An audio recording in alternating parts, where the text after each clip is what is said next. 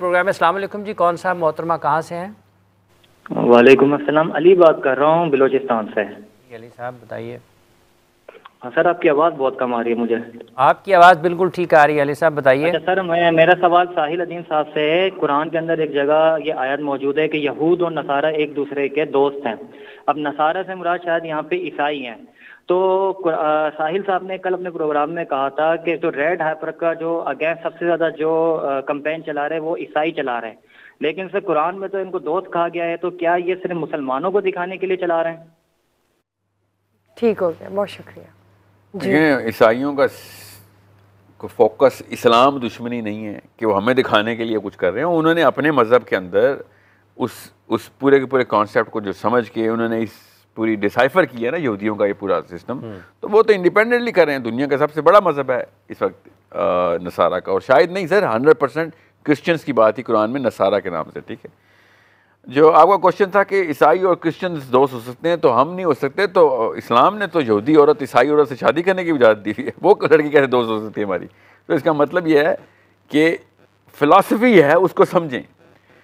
Philosophy समझेंगे तो आपको पता चलेगा कुछ ऐसे वाक़यात हुए हैं जो कि यहूदियों ने नपी तुली टेक्निक लगाई है, वरना Christians never got along with the Jews, never.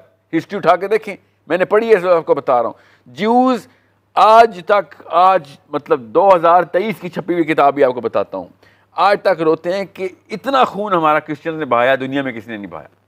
इनकी किताबों में सेंट पॉल से शुरू करके, ठीक है, एक्चुअली सेंट ऑगस्टीन से फिर टर्टुलियन तक, you name a person and the era, यहूदी कहते हैं हमें क्रिश्चियंस हमें मारते ही रहे। यहूदी तो कभी भी ऑन पेपर नसारा का दोस्त नहीं है। आप उनके स्कॉलर्स को पकड़ें तो आपको पता चलेगा। क्रिश्चियंस को भी पता है कि यहूदी बेसिकली मेरे खुदा को गाली देने वाला मजहब है। क्रिश्चियंस को पता है, बच्चे तो नहीं है क्रिश्चियंस, आप क्या समझ रहे हैं? क्रिश्चियंस को पता नहीं यहूदियों का फलसफा क्या है और उनकी हिस्ट्री क्या है। क्रिश्चियंस को यह भी पता है कि हतीसा को सूली पर चढ़ाने के पीछे सारी यहूदियों की साजिश थी। थे वो रोमन्स जिन्होंने चढ़ाया, रोमन्स तो यहूदी नहीं थे ना। मगर क्या क्रिश्चियंस को पता नहीं है? पढ़े लिखे क्रिश्चियन नहीं, आम क्रिश्चियन को भी पता है कि भाई यहूदियों की साजिश थी। हतीसा को नाउज़ गालियां देते थे, मरियम को गालियां देते थे। सो आप इस आयत का मफहूम समझें। When philosophies are going to collide, these two philosophies are not going to collide. Your philosophy is going to collide with theirs. और उसके बाद यही हुआ सेप्टुजिंट के बाद। सेप्टुजिंट सबसे पहले सेप्टुजिंट की हिस्ट्री पढ़े, आपको पता चले। फिर एक इंग्लैंड से एक यहूदी उड़ा है, अमेरिका गया है, और उस बंदे ने, और पढ़ें इसकी तफसील, उसने जाके ये दो बाइबल्स मिलाई हैं, वरना Christians never combine their Bible with the, उन्होंने अलग ही रखी हुई थी। बाय द वे यहूदी तो अभी भी अलग ही रखता है अपनी बाइबल। तो पढ़े लिखे क्रिश्चियंस को पता है कि यहूदी किस लेवल के ऊपर चालबाज है। एक कॉलर ले लें, पढ़े लिखे को पता है जी। एक कॉलर भी शामिल, पढ़ा लिखा कॉलर भी आ गया जी। पढ़ा लिखा पंजाब से पढ़ा लिखा कॉलर आ गया। अस्सलाम वालेकुम जी। अस्सलाम वालेकुम। अस्सलाम वालेकुम। जी जी वालेकुम अस्सलाम, फरमाइए। जी मेरा नाम महरीन है और मैं कनाडा से हूँ। मेरा सवाल है ये रेड हाइफर के बारे में कि इसका क्या इम्पोर्टेंस है यहूदियों से, और वो सूरह अल बकरा के साथ क्या इसकी रिलेटेड है। थैंक यू जी, थैंक यू जी। क्या नाम था? महरीन साहब। महरीन, आप प्रोग्राम देखें ना, ये हम कंटिन्यू करते हैं, बहुत लंबी बात है। सूरह बकरा का मतलब बकरा है, और बकरा में जो रेड हाइफर में हाइफर है वो बछड़ा है, ठीक है, वही बकरा है। तो सूरह बकरा में बात है रेड नहीं है, सूरह बकरा में जो आयत में लफ्ज़ है वो येलो का है, जर्द का। मगर टेक्निकली स्पीकिंग उसमें चमकीले का कॉन्सेप्ट है कि ज़रा शाइनी हो, पता चले कि it's not there is no fault in there. तो इसके ऊपर लंबा प्रोग्राम करेंगे इंशाल्लाह, तो आपको पता चलेगा। इस वक्त मेरा भी सवाल आपसे यही है महरीन कि रेड हाइफर का आपको क्यों नहीं पता था 10 दिन पहले, ठीक है, अब क्यों पता चल रहा है? वजह क्या है सर? मैं इसीलिए तो देखें, ये दज्जाल, एंड ऑफ टाइम्स और इमाम मेहदी, हज़रत ईसा का वापस आना, मैं इस कॉन्सेप्ट के मुसलमानों के प्रोपेगेंडा के अंदर अपने मज़हब का हिस्सा समझता हूँ, मगर कैलेंडर डेज के ऊपर नहीं। कि जब पाकिस्तान में 23 मार्च आ रही है तो पाकिस्तान का जज्बा हो गया, 14 अगस्त आ रहा है तो पाकिस्तानी हो गए हैं, ठीक है, और रमज़ान आ रहा तो मुसलमान हो गए हैं, ईद आई है तो तब पता चला कि कुर्बानी क्या होती है। पहला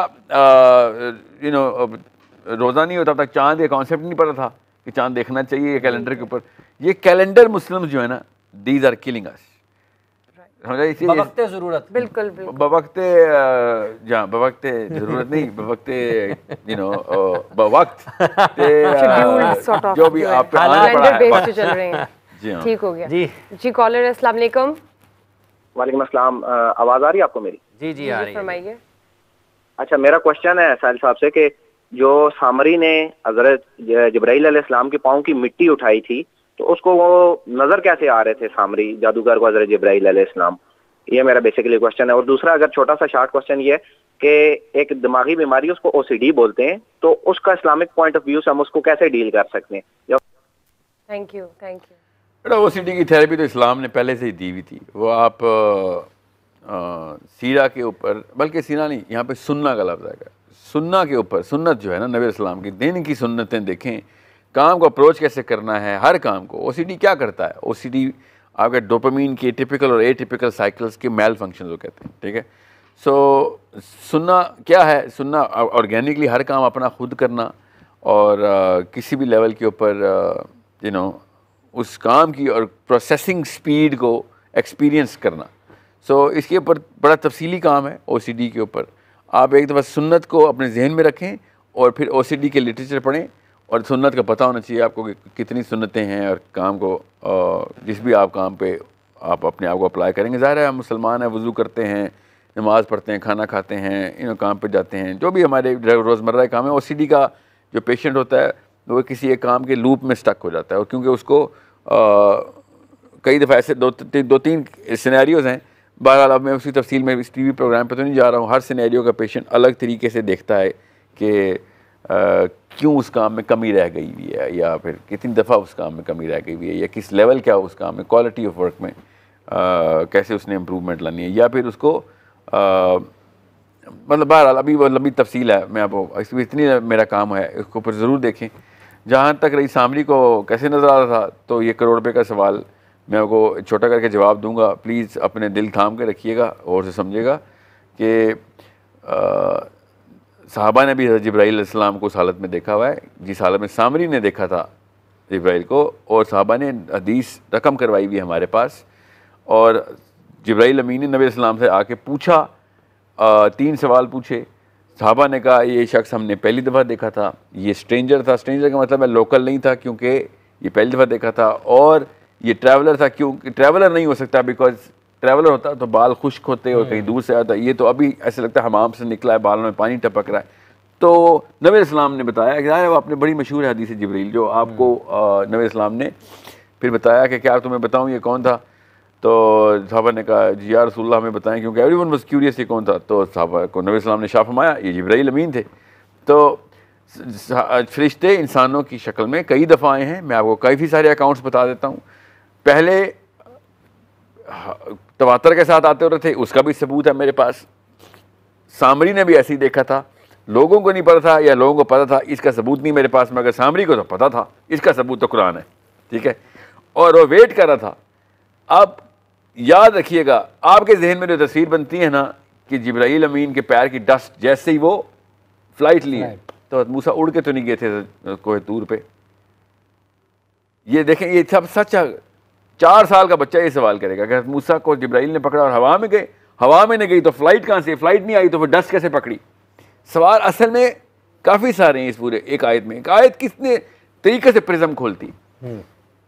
सो ये है वो मामला जो आपने पढ़ने हैं, समझने हैं, और बहुत ही बेसिक रखना है कामों को। पर आपका सवाल सिंपल था।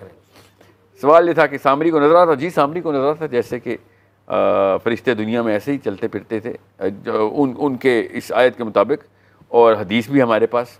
वो किसी को नज़र आते हैं, किसी को नहीं, एक अलग कहानी है। मगर इंसानी रूप में आने का मतलब ये है कि लोग देख लेंगे तो कोई ऐसा कोई मसला नहीं होगा, लोग ही समझेंगे कोई इंसान है।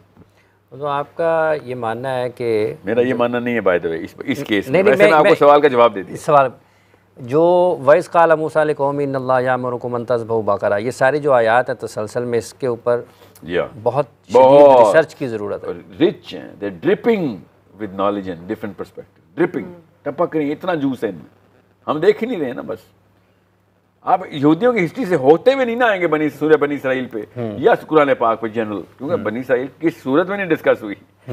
सो यहूदियों की हिस्ट्री और उनकी तमाम तर मामला को समझते होंगे तो आपको पता चलेगा कुरान किस एंगल से इन लोगों को एड्रेस कर रहा है। किन लोग, आप उनकी शक्लें नहीं लेके आ रहे सामने अपने जहन में, आपको कैसे पता बनी इसराइल के?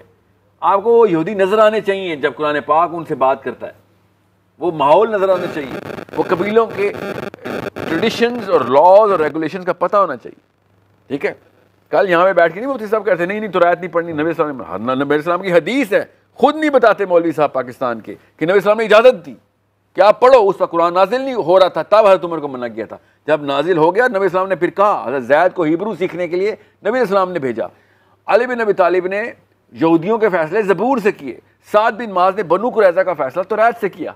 ये बगैर पढ़े ही करते थे वो फैसले, वो पढ़ते थे तो करते थे ना। ये ज़रूरी है कि आप दुश्मन को पहचानें, उस दुश्मन की साइकोलॉजी को समझेंगे तो पहचानेंगे। वो साइकोलॉजी कहाँ से आ रही है? उस किताब में। बाय द वे वो अल्लाह की लिखी हुई किताब है, कितनी मर्जी चेंज करें मैं करें नाम। मेरे रब ने मुझे कहा मैं इंजील पे ईमान लाऊंगा, मेरे रब ने मुझे कहा मैं तौरात पे ईमान लाऊंगा, है तो अल्लाह की किताबें। अब कलम चलाते रहे वो इंसान अपना, ठीक है, मानता हूँ, मगर ये नबी सलाम की इजाज़त हदीस में मौजूद है। अगर कोई जान की नहीं बता रहा तो वो फिर अपनी कोताही को छुपा रहा है, जान की हक छुपा रहा है, क्योंकि खुद नहीं उसने पढ़ी तौरात इंजील, तो उम्मत को ही मना कर रहा है, क्योंकि उम्मत ने सवाल कर लेने हैं कि आप तो मुफ्ती साहब हैं, आपको ही नहीं आता, तो वो फिर ये एक हदीस सुनाते दूसरी नहीं सुनाते। ये नहीं बताते कि जैद रज़ियल्लाहु अन्हु को नबी सल्लल्लाहु अलैहि वसल्लम ने हिब्रू सीखने के लिए स्पेशल ट्रेनिंग में भेजा हुआ कि यहूदियों से गुफ्तगू सीखनी, इनकी ज़बान सीखनी है हमने। हाँ, ज़बान सीखने की, ठीक है।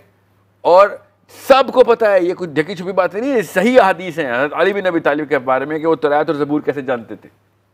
साद बिन माज ने जब बनु कुरैज़ा का फैसला किया तो उन्होंने खुद कहा था कि साद फैसला करेगा, तो साद ने कहा था मैं तुम्हारा फैसला तुम्हारी ही किताब से करूंगा, कुरान से नहीं करूंगा। जो बनु कुरैज़ा ने गद्दारी की तो ग़ज़वे अहज़ाब में, तो उस तक तो नबी सल्लल्लाहु ने नहीं कहा तुम्हें तो मना किया था तौरात पढ़ने से, तुम्हें कैसे पता नहीं कि तौरात में क्या लिखा हुआ है।